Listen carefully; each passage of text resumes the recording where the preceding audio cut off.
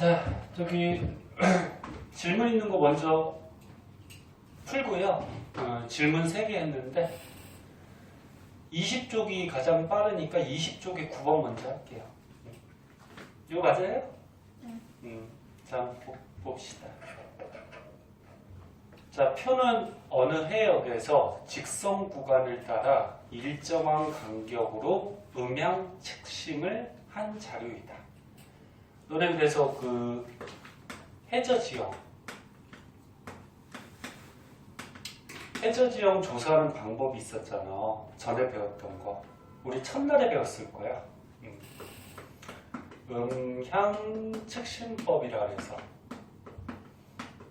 이게 어떤 거였어요? 바다에 배가 어떻게 다니면서 뭘 쐈어? 바닷속으로 초음파, 음파, 그치? 뭐 초음파라고 해도 상관없고 음파 파동을 쐈을 때 바다에 이렇게 지형들이 있을 때 바닥에 부딪히면 얘 파동이 어떻게 돼요? 음파가 반사되죠? 그래서 반사돼서 오는 걸 보고서 시간을 재고서 이 바다 깊이를 재는 거죠. 그때 우리가 일단 알아둬야 될 게 뭘 알아둬야 되죠? 이 초음파를 쐈을 때 요 음파의 속력을 알고 있어야 되고, 그리고 바닥에 부딪힌 다음에 반사돼서 되돌아오는 시간을 측정을 해야 되는 거지. 자, 알고 있는 사람도 복습 한번 해봐. 그리고 요 해수면에서 요 바닥까지의 깊이, 바다의 깊이니까 수심이라고 그러죠. 수심은 이제 거리에 해당하잖아. 자, 그래서 수심 구하는 식이 어떻게 됐었지? 일단 수심이 거리니까 거속시에서 거리는 속력 곱하기 시간이죠. 그리고 여기에서 음파를 썼으니까 음파의 속력 곱하기 시간인데 배에서 시간을 측정하는 거기 때문에 갔다가 되돌아오는 시간밖에 측정을 못하죠. 그래서 음파가 되돌아오는 시간인데 우리가 필요한 거는 갈 때 거리만 구하면 되니까 갈 때 시간만 필요한 거죠. 그래서 되돌아오는 시간의 절반. 그래서 거리는 속력 곱하기 시간. 요걸 이용해서 구하는 거죠. 기억나죠? 자, 요거 기억해보고, 그리고 이 해역은 해령이나 해구 중에 하나가 존재한대요. 너네 해령하고 해구 통합과학 때 배웠던 거 기억나니? 해령은 여기다 그러니까 여기 설명할 게 있을 것 같으니까 해령은 너네 발산형 경계에서 이렇게 화산 터지는 발산형 경계 그 부분을 이제 해령이라고 그러죠. 해구는 뭐였지? 요거는 발산형, 벌어지는 발산형. 그 다음에 해구는 이렇게 판가판이 부딪히는 수렴형이었죠.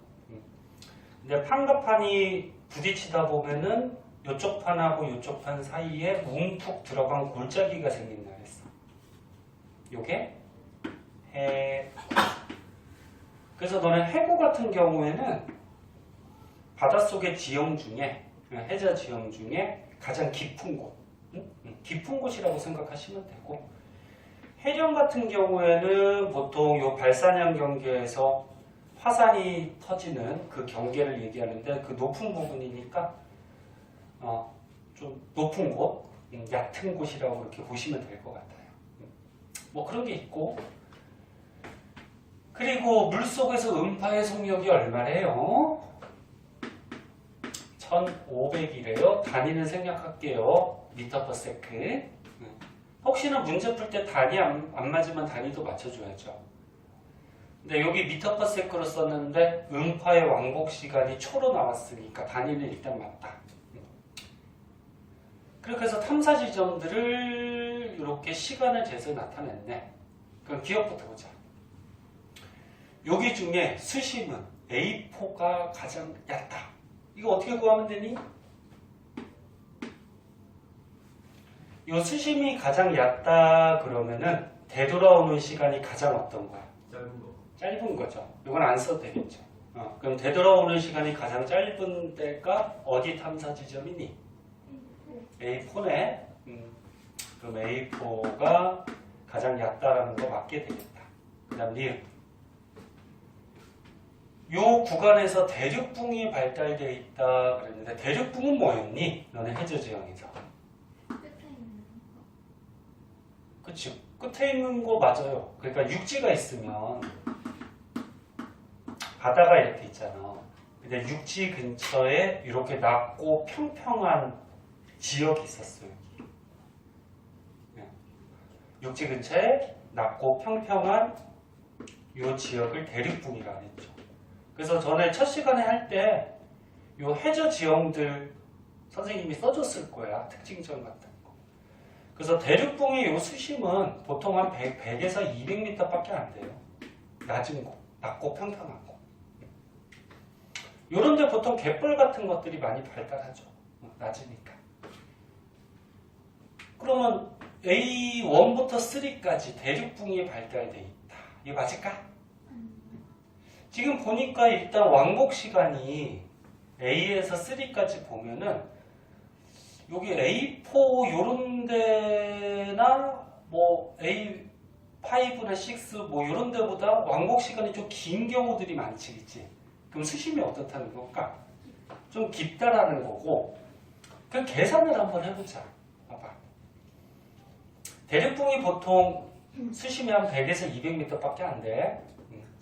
그러면 초음파의 속력이 1500이고, 우리가 A1에서 3까지 대강 한 평균 잡았을 때 한 7일 정도 되죠, 왕복 시간. 가장 왕복 시간이 짧은 수심이 얕은 데를 한번 보자.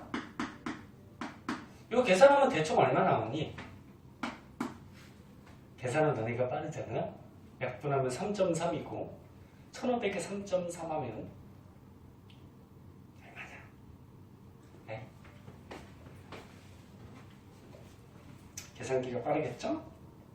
1500에 3.3 하면은 4950이 나오거든.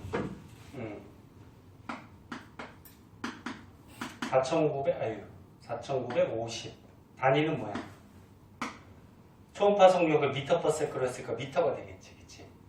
그러면 우리가 여기 A1에서 3 중에 가장 얕은 곳이 A3잖아. 가장 얕은 곳만 수심을 계산해봐도 4950이다, 그치? 엄청 깊은 곳이죠. 그럼 대륙붕이 절대 있을 수가 없죠. 그치? 계산 잘못되지 않았지? 그래서 니은은 틀렸다고 봐야 되고, 그 다음 디귿. 이 해역에 해구가 분포한다. 해구가 뭐였어? 요 판가판이 부딪히는 움푸판 골짜기였지. 가장 깊은 곳. 그럼 보면은 지금 여기 뭐 아까 A3만 계산해봤는데, 그럼 다른 데는 뭐 왕복 시간이 뭐 A3하고 비슷하거나 조금 더 걸리잖아요. 굉장히 깊지. 아무튼 깊은 곳인데 해군지 아닌지는 어떻게 판단할 수 있을까? 우리가 정확하게 계산을 안 해도 이 왕복 시간 가지고 바다를 한번 볼까?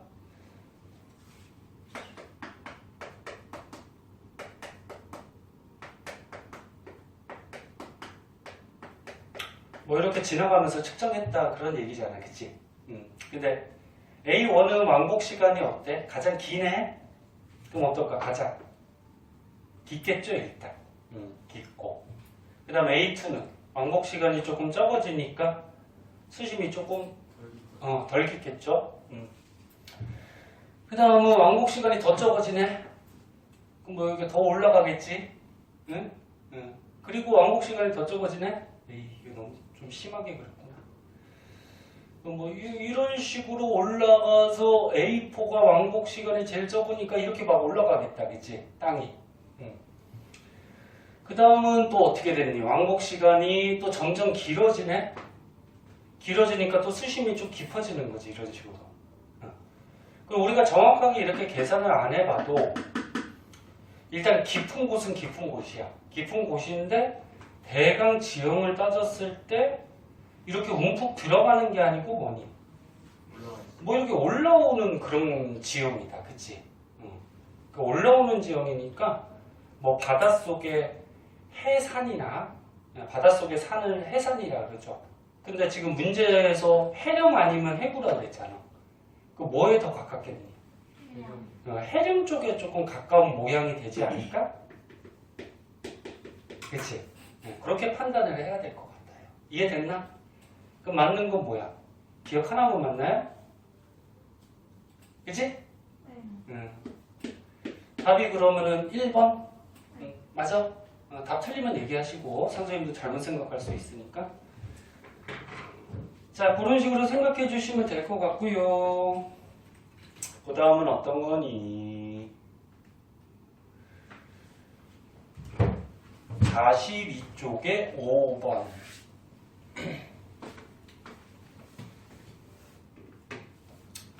다음 주가 설 연휴라서 42쪽이구나. 설 연휴라서 뭐 마음이 좀 들뜨고 뭐 이런 건 없어요? 어차피 지금 방학이잖아. 방학이라서 뭐 계속 노는 날이니까 아무 느낌이 없나? 선생님은 오랜만에 쉬는데 쉬는 날이 없어가지고 설 연휴 3일 빨간 날 딱 3일 쉬는데 원래 내일 월요일이 저거죠. 나라에서 정해준 대체 공휴일. 근데 내일도 수업을 해요. 네, 그래가지고 자 내일 심심하면 좀 학원 나와서 선생님하고 공부 좀 하고 가지. 그치? 대답 안 하겠지. 자 봅시다. 이거 맞아요? 자 그림은 남아메리카판 여기 있네. 남아메리카판 하고 나스카판 여기 있네요. 주변의 판의 경계와 판의 이동을 나타낸 것이다. 그리고 밑에 있는 멘틀이 뭐 상승하고 하강하고 이거 다 그려져 있다.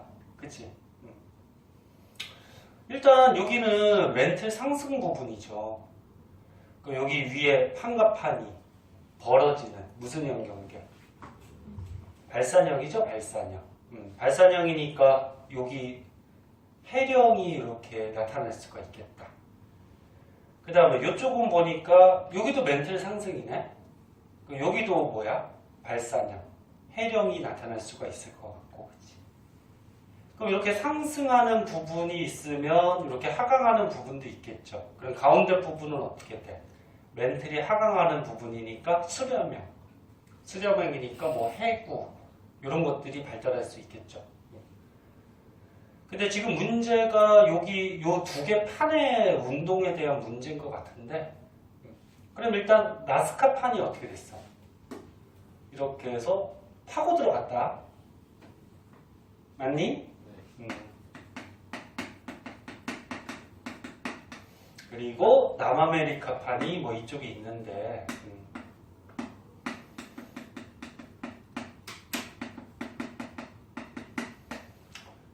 그럼 너는 이렇게 멘틀 하강하는 곳 다 알겠지만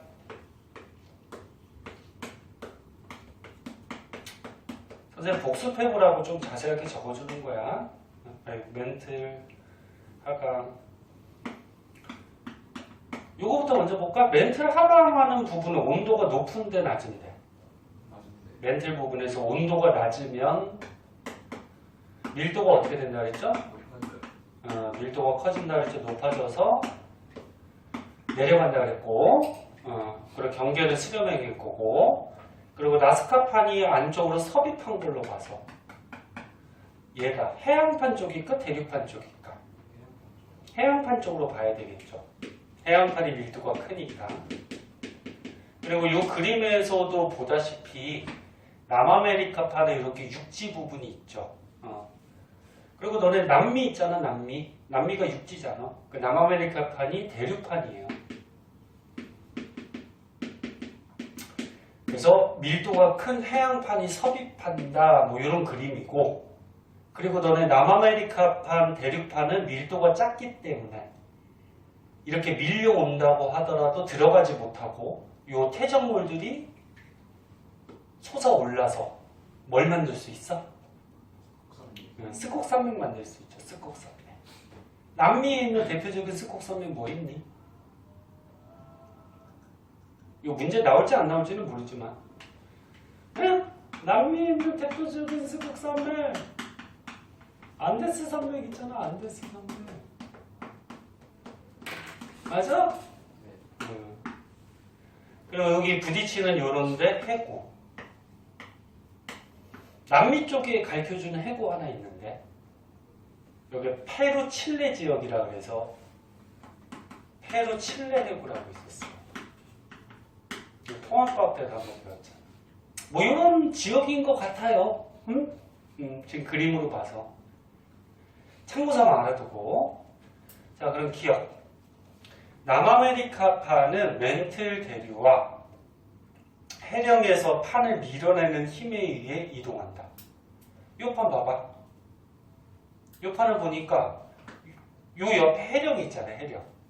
해령에서 발산 밀어내죠. 남아메리카판에. 그치? 요 옆에 해령에서 이렇게 밀어내는 힘이 있어. 어디 갔어? 그리고 요 남아메리카판은 어떻게 돼? 멘틀 대류에 의해서 움직이잖아. 그치? 그럼 기억은 맞는 말이니 틀린 말이니?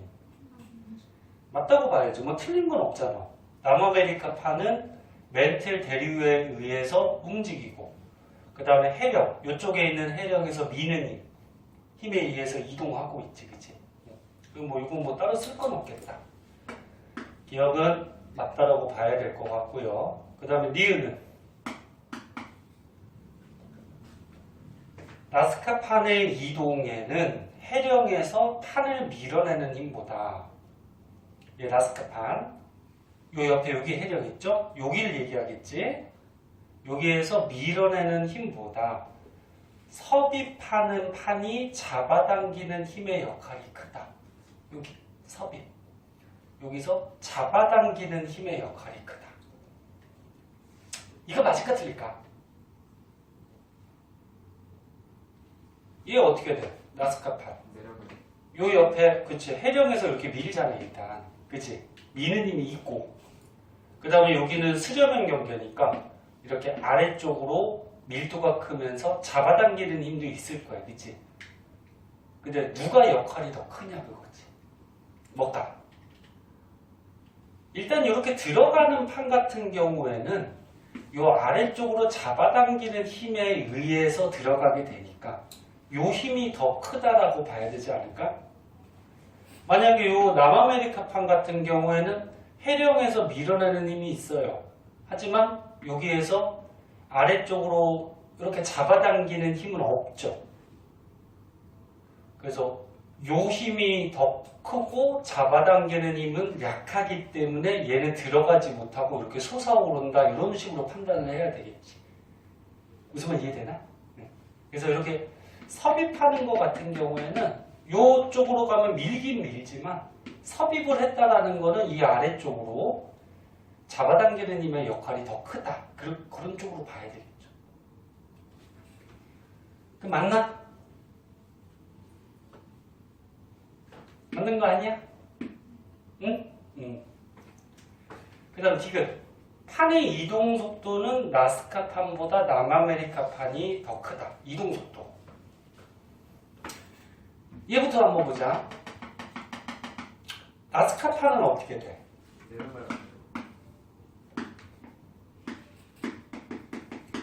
나스카판은 이쪽 왼쪽에 해령에서 미는 힘이 있고요.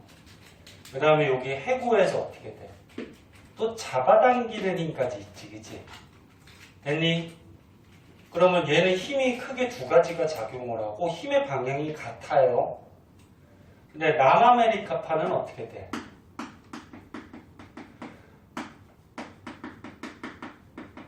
이쪽 옆에서 해령에서 미는 힘은 있어요. 하지만 얘는 섭입하지 못하기 때문에 이렇게 잡아당기는 힘은 있어 없어?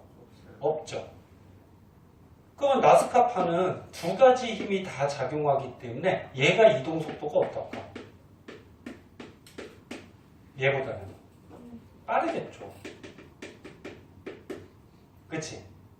얘는 두 가지 힘이나 작용하고 있으니까. 그런 쪽으로 판단을 해야 될 것 같다. 그 디귿 맞나? 틀렸죠? 남아메리카파는 이동 속도가 더 빠르다 그랬으니까, 그치? 답은 기억니은 같은데? 맞니? 기억니은 몇 번이야? 3번? 맞아? 답 맞춘 사람? 맞아? 그렇게 생각해 주시면 될 것 같아요. 그 다음에 선생님 원래 완자책이 있었는데 거기 답도 있는데 그냥 폐품 버리다가 그걸 딸려갖고 그냥 버려버렸어. 책이 없어가지고 답을 뒤에 답지 이렇게 파일을 찾아봐야 돼. 니네도 그런 적 없냐? 집에서 있지? 문제집 같이 폐품인 줄 알고 그냥 갖다 버리고 막 새 책이었는데 아깝네. 자, 그 다음에 43쪽에 9번.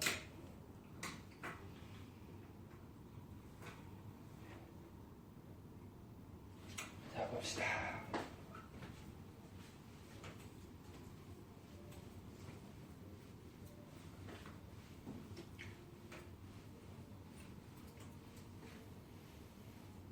요거는 저번 시간에 배운 거네. 플룸 구조랑. 쭉 봅시다.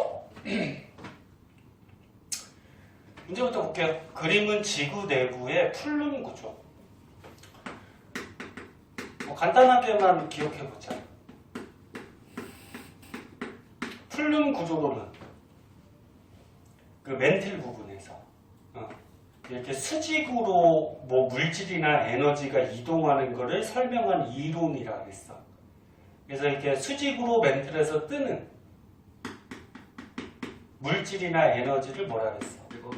뜨거운 불. 말 그대로 아까 썼듯이 온도가 높으면 밀도가 작아지니까 뜨겠죠. 그 다음에 겉에서 차가운 또는 무거운 물질이 이렇게 가라앉는 거, 에너지나 물질이, 그게 차가운 플룸이었죠. 그럼 너네 뜨거운 플룸은 하늘 경계에서 생각해 봤을 때 발산형 경계 밑에 뜨거운 플룸이 있겠죠. 이게 솟아오르니까 어떻게 돼? 벌어질 거 아니야, 그치? 그래서 발산형 경계 아랫부분에 뜨거운 플룸이 있을 확률이 훨씬 높고, 그 다음에 차가운 플룸은 수렴형 경계 있죠? 환갑판이 부딪혔어, 그치? 거기가 멘트를 하강하는 부분이잖아. 그럼 거기 차가운 플룸이 있겠죠? 아무튼 뭐 이런 거였는데, 그리고 너네 플룸은 뭐 가지고 조사할 수 있다 그랬죠? 지하 속에 플룸이 어디 있는지? 지진파를 써가지고 지진파 속도 변화를 가지고서 우리가 구한다 그랬잖아. 또 졸려 그래 이게. 자, 그럼 보자. 자, 플룸의 구조와 같은 깊이의 세 지점, 지금 A, B, C가 나와 있네요. 자, 옳은 것을 골라라. 기억. A는 B보다 온도가 낮다. A 잘 봐봐. A가 지금 발산형 경계 부분이니까 수렴형 경계 부분이니까 이거. 이 그림 보면은 그림 안 그려도 되겠죠. 이 대륙판하고 해양판이 만나서 지금 해양판이 섭입하는 그런 그림이잖아. 그럼 A 부분은 여기란 말이야, 여기. 수렴형 부분. 그 여기 A 부분에는 차가운 플룸이 있을 가능성이 높은 거죠. 그럼 차가운 플룸이니까 온도가 높아야 낮아요. 온도가 낮겠죠? 맞나? B는 일단은 조금 애매하죠. 여기는 뭐 뜨거운 플룸, 차가운 플룸 따지기에는 좀 애매하고 C는 딱 나오네. C는 어때? 뜨거운 플룸. 응. 요 지하 속에 물질이 이렇게 솟아오르는 그림이네. 그래서 화산도 터졌네. 그럼 뜨거운 플룸, 여기를 얘기하겠죠. 온도가 높은. 그럼 아무튼 기억은 맞아요, 틀려요? A는 차가운 플룸 쪽이니까 온도가 가장 낮겠죠. 그럼 B보다 낮겠죠. 기억은 맞겠다. 그 다음에 니은은 AC 중 지진파의 속도는 C가 가장 빠르다. 이거 저번 시간에 선생님 설명할 때 약간 헷갈려갖고 잘못 설명했잖아. 그래서 수정해줬잖아. 기억나? 자, 멘틀이 있어요. 그 다음에 뜨거운 플룸 쪽이 있어요. 그 다음에 차가운 플룸 쪽이 있어요. 이런 플룸들은 지하에다가 뭘 써가지고 지진파를 써가지고 지진파의 속도 변화를 가지고 우리가 알아볼 수 있다고 했어요. 그럼 일단 뜨거운 플룸은 멘틀보다 입자 사이의 거리가, 그러니까 멘틀 고체인데 멘틀 고체의 뭐 입자 사이의 거리가 한 이 정도가 된다고 하자. 그러면 뜨거운 플룸은 입자들의 온도가 올라가니까 입자들의 운동이 활발해지면서 입자 사이의 거리가 어떻게 될까? 넓어지겠죠. 그래서 차가운 플룸은 온도가 낮아지니까 입자 사이의 거리가 어떻게 될까? 더 좁아지겠죠. 그치? 이건 알고 있잖아. 뭐 중학교 때부터 많이 했다. 그러면 지진파는 이거 그냥 외워도 되는데 지진파는 파동이기 때문에 파동 중에서 물리에서 나중에 나올 텐데 얘는 매질이 필요한 파동이야. 매질이 파동을 전달하는 물질이거든. 그러니까 매질을 따라서 파동이 가요. 그러면 얘는 지진파가 왔을 때 진동할 거 아니야, 파동이. 근데 얘하고 얘 사이가 어때? 너무 넓죠, 세 개 중에. 그치? 그럼 이 진동이 전달되려면 조금 시간이 걸릴 거다. 그치? 그럼 거꾸로 차가운 플룸은 어떻게 돼? 이 매질이 진동할 때 바로 옆에 매질이 있으니까 이 진동이 바로바로 어떻게 돼? 전달이 돼서 파동, 진동이 전달되는 속도가 좀 빠르겠죠. 그래서 결국적으로 어떻게 돼? 지진파의 속도는 누가 제일 빨라? 차가운 플룸. 그 다음 뜨거운 플룸이 느리고, 그치? 그래서 시원아 왜 그래? 약 먹고 왔어? 멘틀에 지진파를 쐈을 때 내려가다가 지진파 속도가 갑자기 빨라지는 지점이 있었다? 그러면 차가운 플룸이 있을 가능성이 있는 거고. 그 다음에 멘틀을 따라서 지진파가 가다가 갑자기 느려지는 어떤 지역들이 발견된다? 그럼 뭐야? 뜨거운 플룸이 있을 가능성이 있는 거고. 그렇죠? 그렇게 판단을 해야 되겠죠. 그럼 니은 뭐야? 지진파 속도가 C에서 가장 빠르다. C가 뭐였냐 아까? 뜨거운 플룸이었네? C. 그치? 여기가 가장 빠른 게 아니고 뭐야? 가장 느리겠다. 그치? 가장 빠른 거는 차가운 플룸인 A 쪽으로 봐야 되겠죠. 틀렸네요. 그 다음에 디귿은 뭐냐? 뜨거운 플룸은 지구 내부의 에너지를 지구 표면으로 전달하는 역할을 한다. 이거 맞을까? 맞지 않나요? 뜨거운 플룸, 지하의 에너지, 그러니까 지구 내부의 에너지를 많이 갖고 있는 물질이나 에너지가 뜨거운 플룸이겠지. 그럼 이 에너지 많은 게 상승을 하면은 지표면에 어떻게 될까? 에너지를, 그치, 화산이 터진다거나 그래서 에너지를 전달할 수가 있겠죠. 맞는 거죠.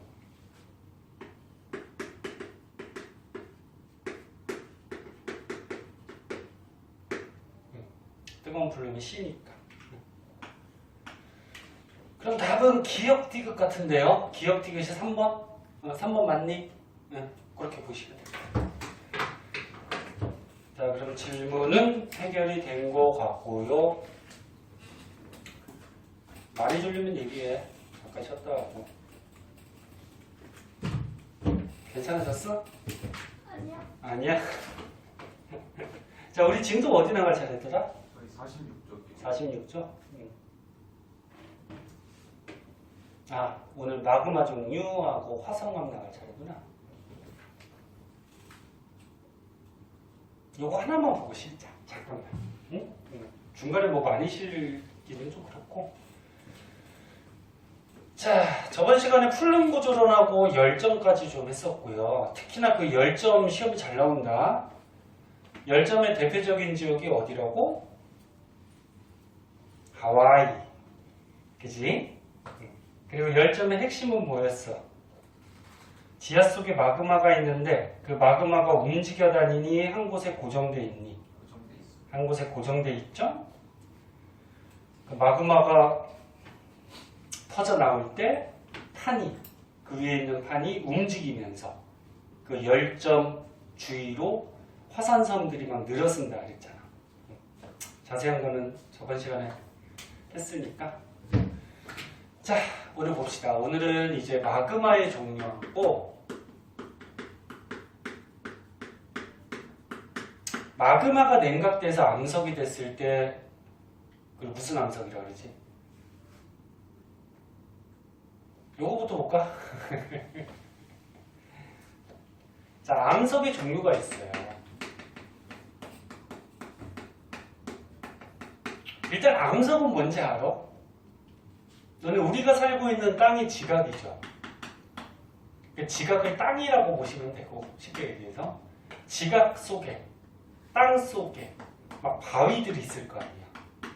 이걸 암석이라고 하죠. 그리고 바위 속에는 돌들이 있을 거 아니야. 그치? 이거는 뭐라 그래? 광물이라고. 그리고 돌 안에는 알갱이가 있을 거 아니야. 이게 광물 안에 있는 원소가 되겠죠. 그래서 암석이라 그러면은 우리 지각, 땅을 이루는 돌을 얘기하는 거야. 아니, 바위 같은 거, 큰 것들.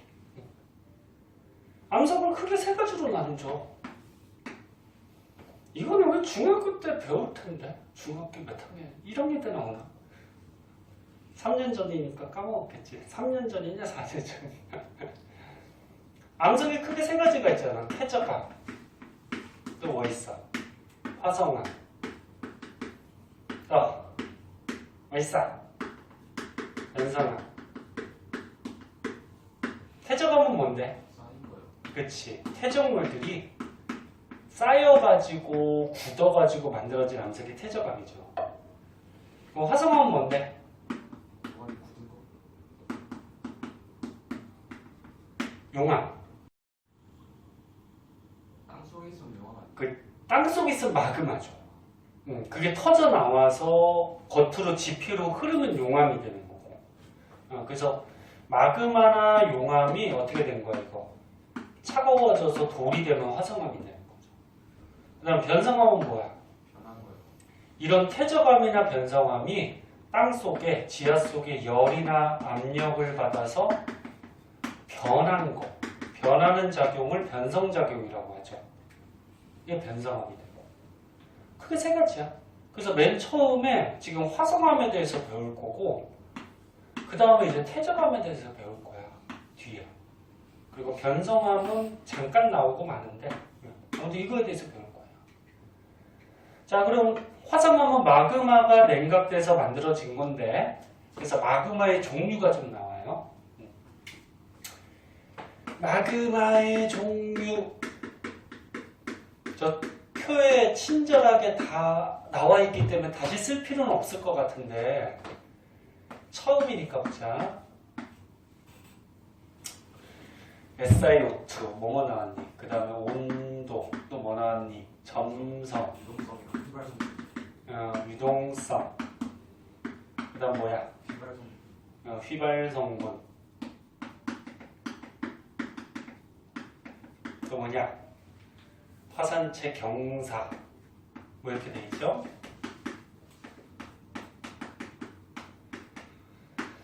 자, 마그마의 종류를 크게 금방 끝나. 이거 5분도 안 돼. 크게 세 가지로 나눠놨어요. 뭘로 나눠놨어? 현무암질 마그마. 그 다음 또 뭐? 안산함질. 안산암질 마그마.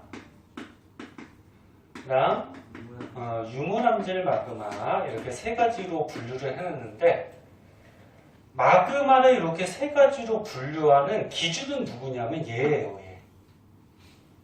마그마 속에 SiO2. 너네 통합과학 때 그때 배웠지? 우리가 살고 있는 지각 속에 제일 많은 원소가 누구니? 산소죠. 그 다음 많은 게 규소고. 그래서 통합과학 때 산소, 규소가 결합해서 광물 돌이 됐는데 그게 규산염 광물. 들어본 거 같지? 규산염 삼연체 막 결합하고 막 이런 거 썼잖아. 네. 그럼 이 광물이나 암석들이 녹은 게 마그마일 거 아니야. 그래서 마그마 속에 SiO2 얘네가 결합한 SiO2 함량이 어느 정도 들어있느냐에 따라서 이렇게 마그마 종류를 나눠요. 근데 이게 짜증나게 퍼센트까지 좀 알아두시는 게 좋아요. 지금 보면은 52하고 63이 있죠.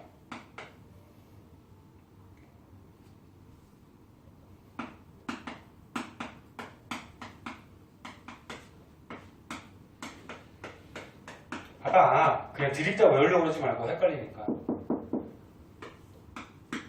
일단 안산암질 마그마는 그 중간적인 특징을 갖기 때문에 얘는 뭐 그닥 알 필요는 없어. 마그마 속에 SiO2 함량이 52% 이하 적게 들어있으면 현무암질, SiO2 함량이 63% 이상 많이 들어있으면 유문암질. 그런데 왜였는지 알지? 눈 똑바로 안 떠 진짜. 요 규소하고 산소가 전부 다 비금속이잖아. 그러면 현무암질 마그마는 비금속 성분이 얘보다 적다라는 거야. 그럼 거꾸로 얘기하면 금속 성분이 어떻다는 거야. 마그마 속에 많다라는 거야. 이해됐나? 그럼 얘는 비금속 성분이 많으니까 거꾸로 금속 성분은 마그마 속에 적다라는 거야. 그렇게 판단을 해주시고, 그리고 마그마 속에 SiO2 함량, 요 비금속의 함량이 많을수록 점성이 커져요. 점성이 뭐니?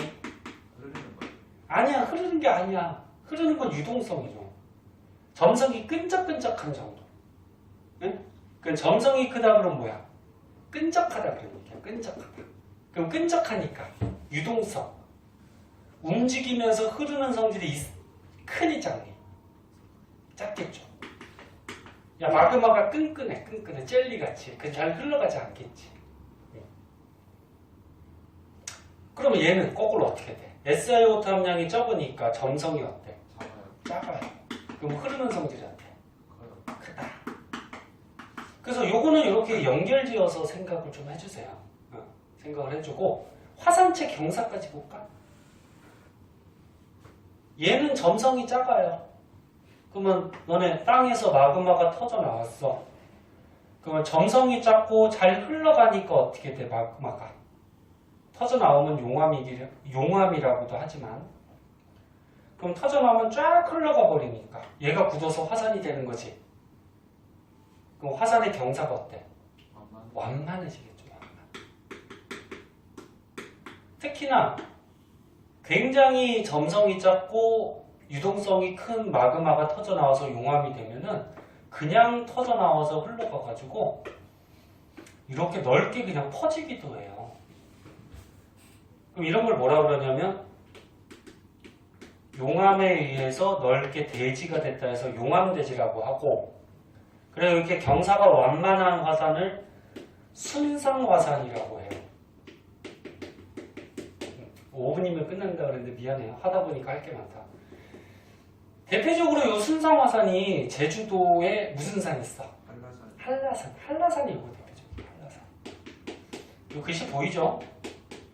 저 영상 찍는 거는 보일라나? 결석생들? 결석했으니까 니네가 알아서 봐. 유튜브에 이렇게 확대하는 기능이 있지. 알아서 봐. 모르겠다.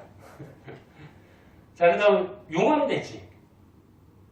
이렇게 해서 용암대지 만들어진 곳이 뭐 대표적으로 뭐 철원 같은 지역. 너네 철원 평야 이런 거 들어봤니? 아, 못 들어봤냐? 거기 쌀이 많이 나거든. 근데 용암이 이렇게 터져 나오면 지하에 있던 물질이 터져 나오는 거지. 그럼 이게 굳어서 땅이 되면 이 땅 속에 영양분이 어떨까?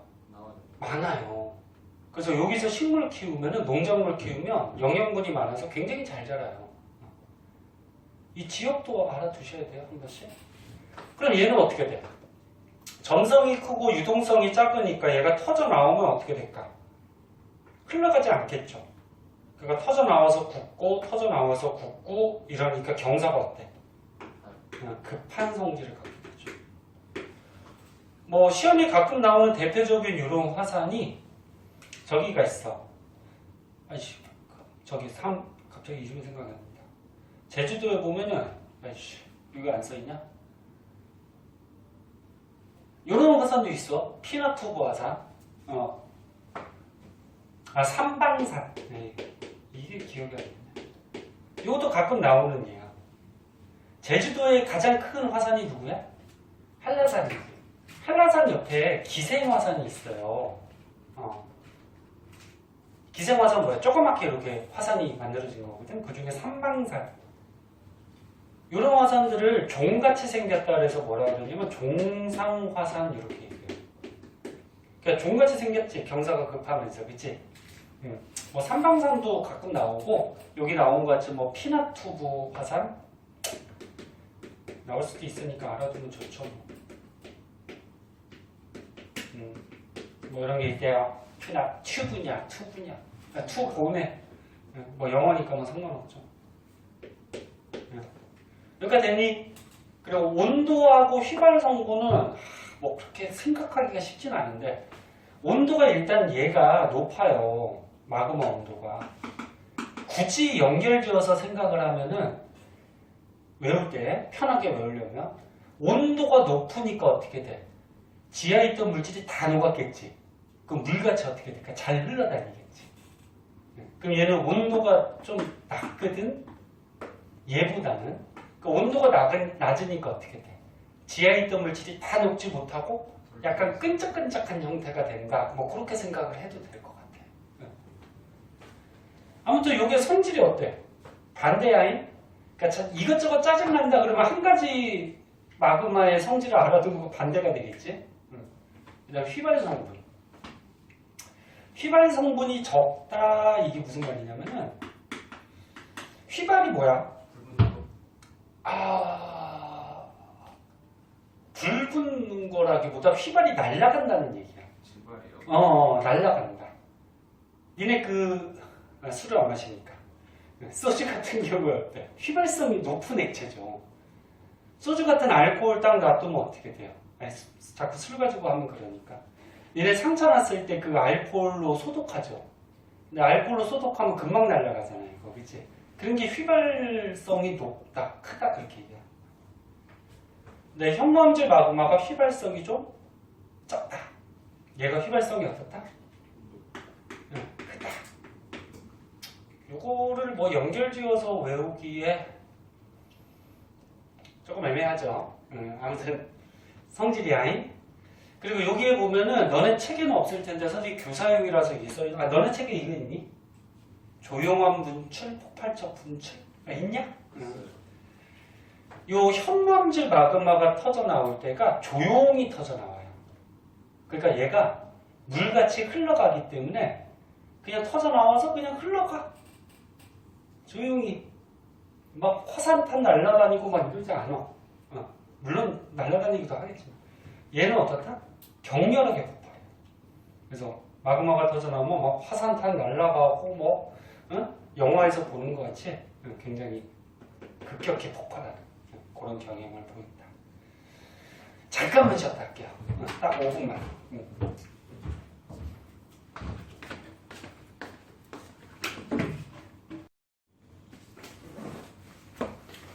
자, 그 밑에 이제 마그마 생성 조건이라고 있는데 얘 중요해요. 그래프가 나오는데 조금 복잡해 보이긴 하죠. 근데 뭐 복잡한 거 아니야. 자, 마그마의 생성 조건. 너네 지하, 멘틀 속의 마그마가 어떤 경우에 마그마가 생성이 될 수 있냐 그거거든. 지금 그래프 보니까 그래프 볼 때 계속 얘기하지만 X축, Y축 잘 보세요. X축이 뭐니? 온도요. 온도. Y축이 뭐니? 깊이요. 깊이. 단위는 생략할게요.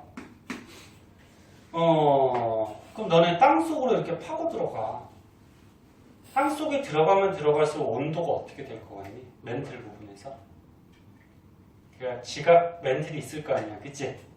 땅 속에 들어가면 온도가 높아질까 낮아질까? 높아지죠, 일반적으로.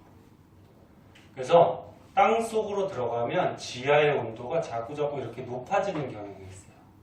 X축이 온도니까 이쪽으로 갈수록 높아지는 거지. 이게 이제 지하의 온도 그래프예요. 그런데 너네 멘틀은 고체잖아. 근데 멘틀은 유동성 고체라 그래서 부분적으로 용융이 돼 있죠. 용융. 녹아서 마그마들이 있단 말이야. 그럼 어떤 곳에서 마그마가 생성되냐면은 이 그래프에서 이 초록색 선을 보세요. 뭐라고 적혀 있어? 물이 포함되지 않는 멘틀의 용융 곡선. 용융의 뜻이 뭐야? 녹는 거죠. 그래프를 설명하기 위해서 이렇게 그려볼까? 요게 물이 들어있지 않는 멘틀의 용융 곡선이래. 그러니까 쉽게 얘기해서 요 멘틀의 녹는 점이라고 생각하면 돼요. 용융이 녹는 거니까. 그럼 일단 보면은 봐봐. 예를 들어서 요 깊이가 있어. 땅에서 들어간 거야. 어떤 깊이에서 지하의 온도는 여기다 써서 헷갈리겠다.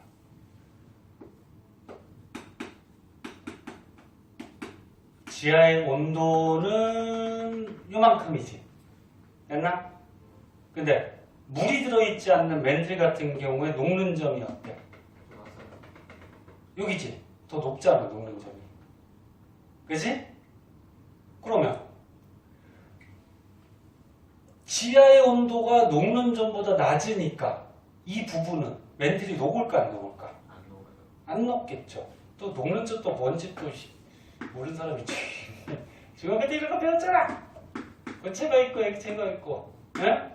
고체가 액체로 녹는 거 이게 뭐야? 이 온도가 뭐야? 녹는 점이잖아, 그지? 근데 요 멘틀의 녹는 점이 이만큼이래. 응? 녹는 점이 여기래.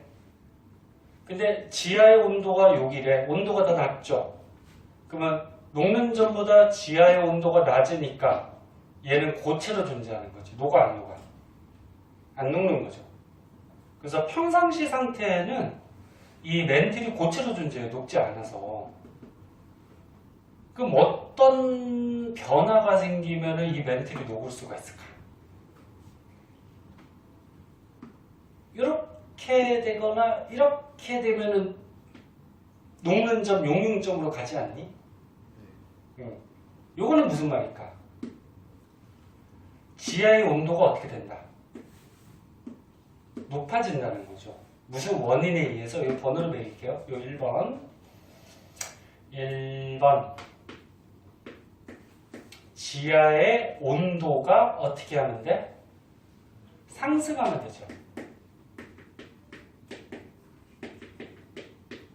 무슨 원인에 의해서, 그치? 그럼 상승하면 멘틀의 용융곡선, 녹는 점까지 가니까. 보고 있니?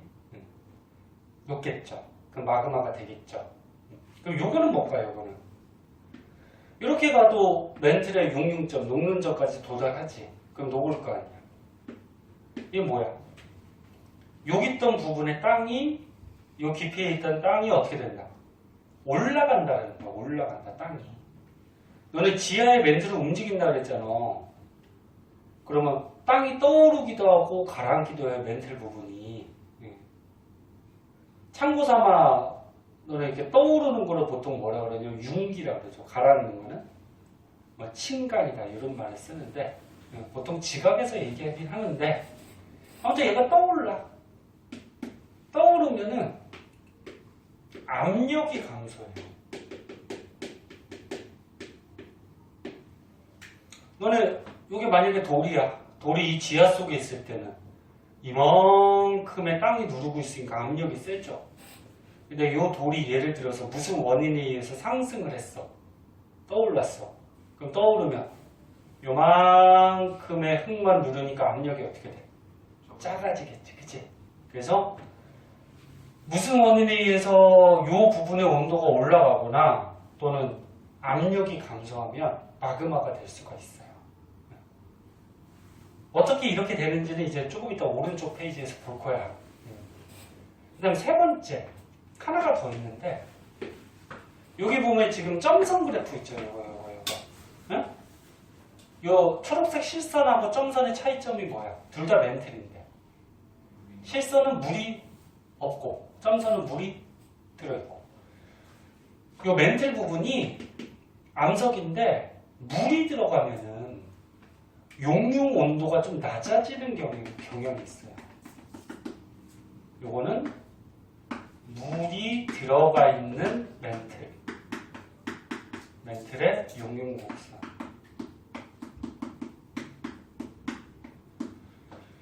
그러면 얘는 뭐냐면 잘 봐.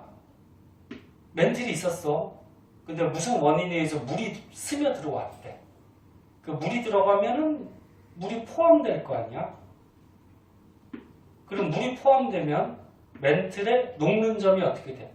낮아지겠죠. 그 멘틀의 녹는 점이 낮아져요. 그러면 지하 속의 온도보다 멘틀의 녹는 점이 낮아지면 높겠죠. 그래서 세 번째, 멘틀에 물이 공급되면 용융점이 낮아져서 녹을 수가 있어요. 그래서 크게 봐서 다시 쓸게요. 마그마의 생성 조건 이런 세 가지 경우가 있다. 이 그래프에서 만약에 가로칸 나오면 어떤 경우인지 쓸 줄 아셔야 되고요. 그 다음에 여기에 보면은 이거 하나 더 있는데 이거는 뭐 그렇게 중요하지 않아. 화강암 그렇게 돼가지고 뭐 화강암의 용융곡선이라고 있는데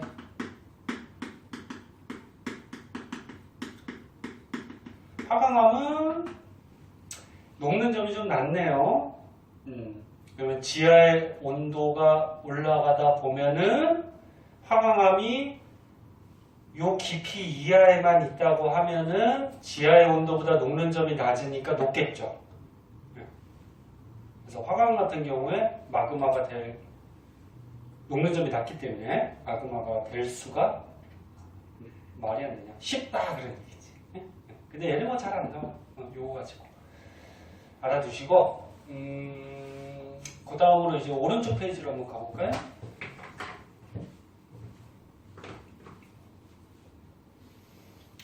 자, 오른쪽 페이지로 가시면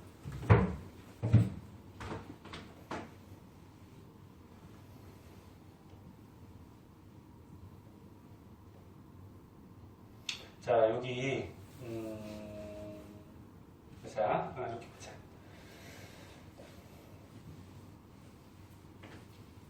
우리가 여태까지 배웠던 판의 경계, 그 다음에 열점 이런 거 배웠잖아. 그런 지역에서 어떤 마그마가 터져 나오는지 또는 생성되는지에 대해서 여기 그려놓은 건데 제목을 뭘로 할까? 저기 제목이 마그마 생성 장소라고 돼 있니?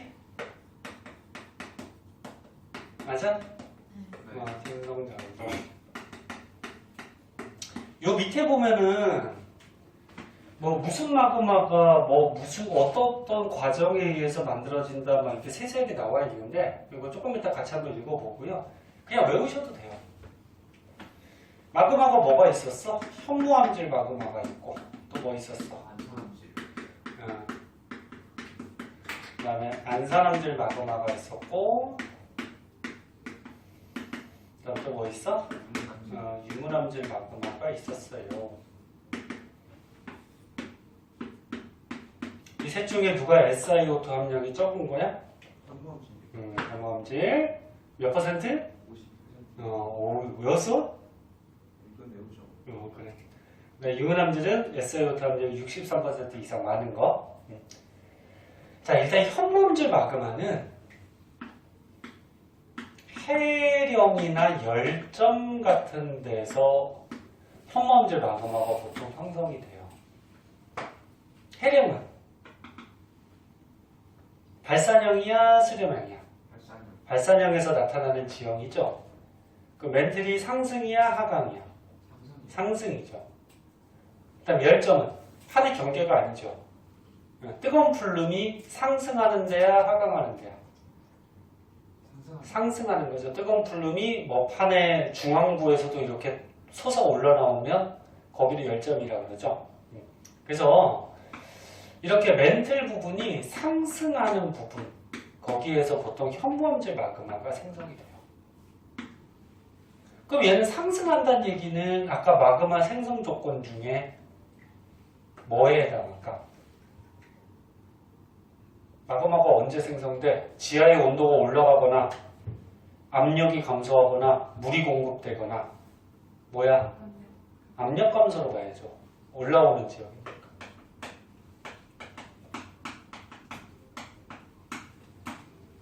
그 다음에 현무암질, 안산암질, 유문암질 이런 또 마그마가 있는데 그 해구 있죠, 해구. 이거를 이렇게 할까? 해구. 해구는 뭐야? 수렴형 경계죠. 수렴형 경계에서 현무암질 마그마 생기고요. 그 다음에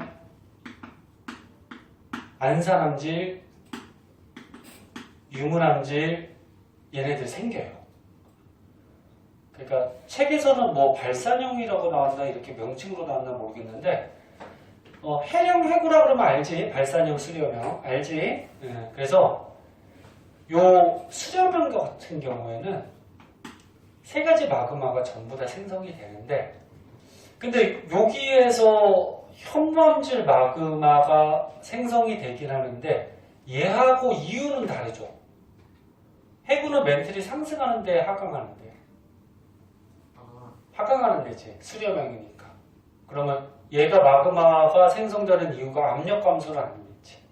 오히려 하강하니까 압력이 증가하겠죠. 그럼 여기서는 왜 마그마가 왜 생길까요? 물이 있어서. 이거 어떻게 알았어? 여러분 물이 되죠. 해구가 이런 데잖아, 부딪히는데. 그치? 그 만약에 해양판하고 대륙판하고 부딪히면은 해양판이 섭입하죠. 근데 이 해양판이 어때? 물성분들이 많이 들어있겠지. 바다 속이고 하고 겉에 부분이 차갑고 하니까.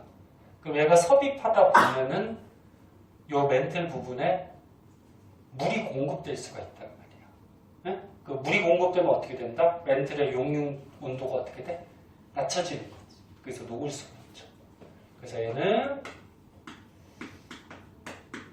물의 공급 때문에 이런 부분에서 이 마그마가 생성이 될 수 있다. 안산암질하고 유문암질도 거의 비슷한데 이것도 뭐 물의 공급이라고 봐야 되고요. 그리고 좀 이따 이제 뭐 내용들을 한번 읽어보면 알겠지만 맨 처음에 얘가 만들어져, 현무암질 마그마가. 근데 이 현무암질 마그마가 여기 그림에 있듯이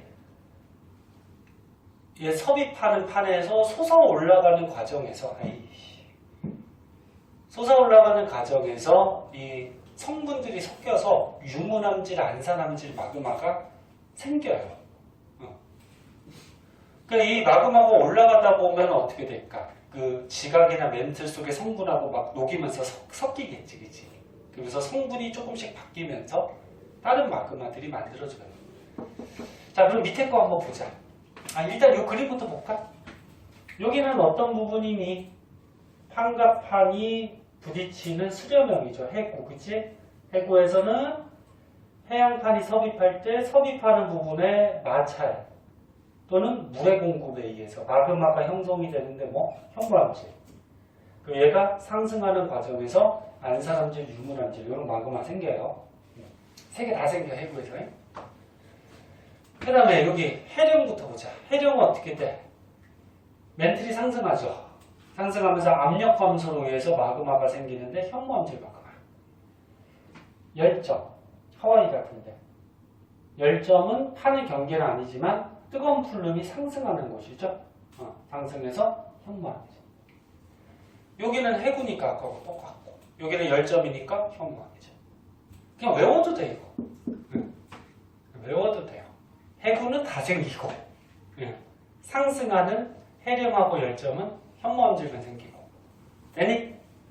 그 뭐 이유가 여기 밑에 나왔는데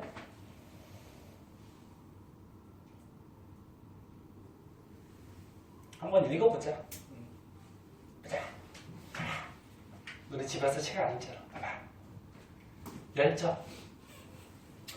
뜨거운 플룸이 상승률을 따라 멘틀에서 상승하죠. 열점에서.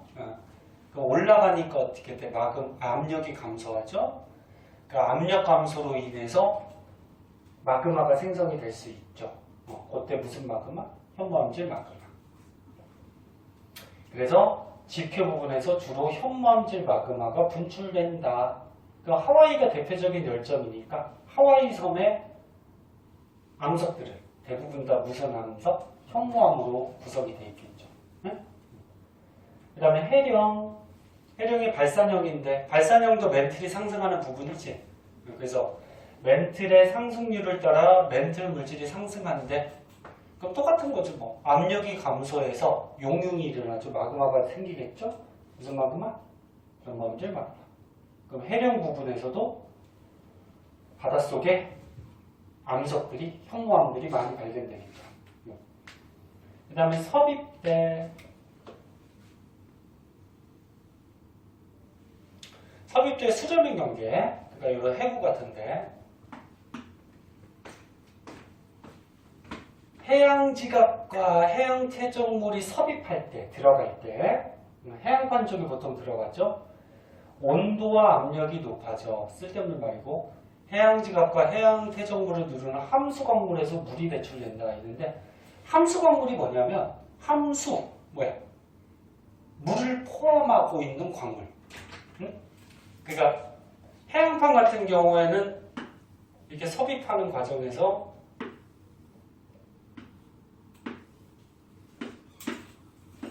대강 그린 거예요. 이 암석들에 보면은 물 성분들이 어떻게 될까? 많이 포함이 되어 있겠지? 그래서 함수광물. 물을 포함하고 있는 광물에서 물이 배출이 된다는 얘기예요. 물이 배출이 되면은 어떻게 돼? 멘틀에 용융점을 어떻게 한다 그랬어? 낮춘다 그랬죠. 멘틀에 물이 들어가면 용융점이 낮아져. 그래서 마그마가 생성이 되죠. 근데 맨 처음 만들어지는 게 뭐라고? 현무암질 마그마. 여기서.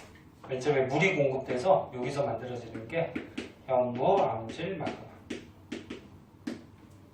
여기. 근데 연약권에서 생성된 현무암질 마그마가 올라가는 거야. 이제 마그마가 약한 부분을 뚫고 이렇게 올라가. 응? 올라가다가 대륙지각 하부에서 뭐 가열된 대륙지각의 부분에 용융되어 뭐 이렇게 쓸데없는 얘기들이 있는데 아무튼 현무암질 마그마가 올라가다가 이 대륙지각하고 만나는 부분에서 성분이 섞여. 응? 녹이면서. 그러면서 무슨 마그마? 유문암질이 또 만들어지고 그 다음에 얘 현무암질 마그마하고 유문암질 마그마가 섞여 이제 또 섞여서 마지막으로 뭐가 된다? 안산암질 마그마가 생긴다. 그러니까 맨 처음에는 현무암질 마그마가 생겼어. 무슨 현상에 의해서? 물의 공급에 의해서 생긴 다음에 얘가 올라가다가 약한 부분을 뚫고 올라가다가 지각을 만나는 부분에서 유문암질 마그마가 형성이 되고 그럼 현무암질하고 유문암질 마그마가 섞이겠죠. 그럼 뭐가 돼? 안산암질 마그마가 되고. 그래서 이렇게 수렴인 경계는 세 가지가 전부 다 생성이 될 수 있다. 됐니? 뭐 순서대로 하면 이렇게 되죠.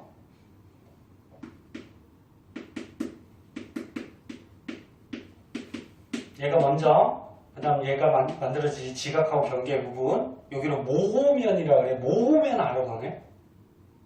못 들어봤니? 가끔 문제 풀 때 나오는데. 이게 지각이 있어요. 뭐 이거 육지구 받아라 그러면 이게 지각이 있어. 대륙 지각, 해양 지각. 밑에가 멘틀이죠. 요 지각과 멘틀의 요 경계가 있어요. 여기를 모호면이라 그래. 정확하게 얘기하면 모로비치치 불연성면이라 그래서 옛날에 과학자 중에 모로비치치라는 과학자가 지진파의 속도가 여기서 뭐 갑자기 변하는 걸 보고서 발견했다고 그랬는데 이런 면이 쌓인 그러니까 이런 모호면 경계 부분에서 유문함질 그 다음에 이제 어떻게 되는 거야? 얘네 두 가지 마그마 성분이 섞여가지고 어떻게 돼? 그냥 안산함질 뭐 이렇게 만들어져. 됐죠? 그래서 이제 이 마그마들의 생성까지 알아봤고요. 이 마그마들이 이제 냉각이 되면 암석, 화성암이 되는데 화성암에 이제 또 종류들이 나와요.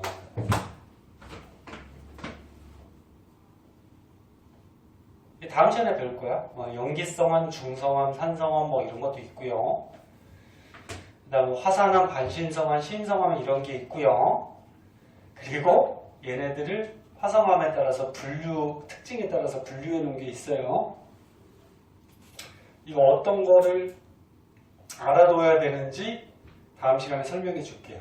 이거 드립다 외우려고 그러면 안 외워지고 연결 지으면서 너네 내용을 생각하면서 이렇게 채워 넣을 수 있을 정도까지 되면 좋죠. 그래서 참고삼아 염기성암은 염기성을 띠는 게 아니야.